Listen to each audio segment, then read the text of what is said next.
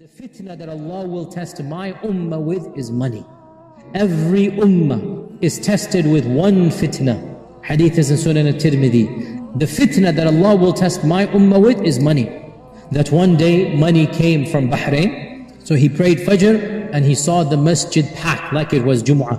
And he said, "It looks like you have heard that the money has arrived." They said, "Yes." He said, "I give you glad tidings. Don't worry. You will get your money." Hadith in Sahih Bukhari. "But wallahi, I am not worried that you will be poor after I die. I am worried that this world will open its treasures to you. And you will compete with one another to see who has the most treasure. And in that competing, you will destroy yourselves like the nations before you destroyed themselves." When many Sahaba did not even have two pieces of cloth, when in the Madani phase, he himself, sallallahu alayhi wasallam, as Aisha says, never ate to his full twice. When 6 weeks would go by and they didn't light a fire because they didn't have meat to cook. 6 weeks would go by without a fire.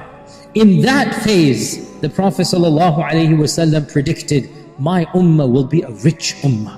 And we have wealth. Even the lands that are deemed to be poor, their natural resources are of the most wealthy. Even, for example, Afghanistan that has a low GDP, the natural resources in terms of minerals, in terms of what it has, the world is salivating over it because of what it has. So the Muslim ummah is blessed with wealth. Mismanagement and greed is what has destroyed it. But we are a wealthy nation overall. He also predicted that evils would spread. And this is many things. For example, he predicted that people will stop trusting one another. The loss of amana, trust. He said, when people stop trusting one another, wait for Judgment Day, it's around the corner. He also predicted the rise of corrupt and evil rulers. When people who are not worthy become leaders, he said, wait for Judgment Day.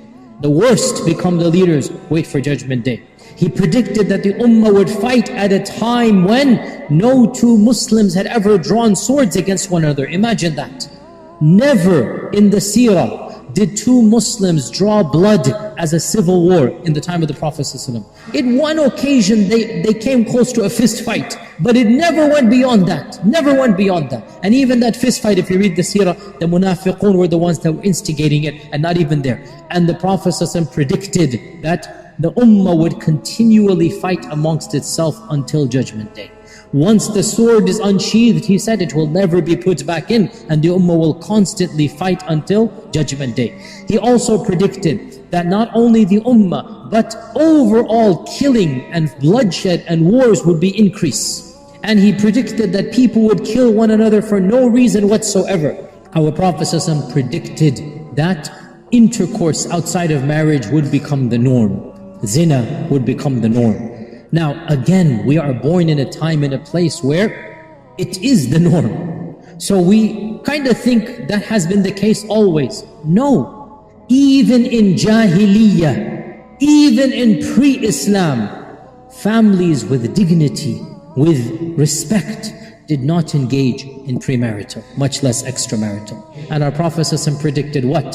He predicted intisharu zina. Zina would be everywhere. And he also predicted that nudity would be everywhere. Fahisha would be everywhere. He mentioned that towards the end of times, there will be a lot of women who, they are clothed and yet they are naked. Kasiyatun ariyat. Hadith is in Bukhari. In other words, they're not dressed properly. And ma'ilatun mumilat. They will love to entice others, and others will love to be enticed by them. In other words, what this means, flirtation is open. This is now open without even haya. Haya itself has gone. And this is explicitly predicted by the Prophet ﷺ, that of the last things to be gone from mankind will be haya. When haya is gone, wait for Judgment Day. And we see this as well.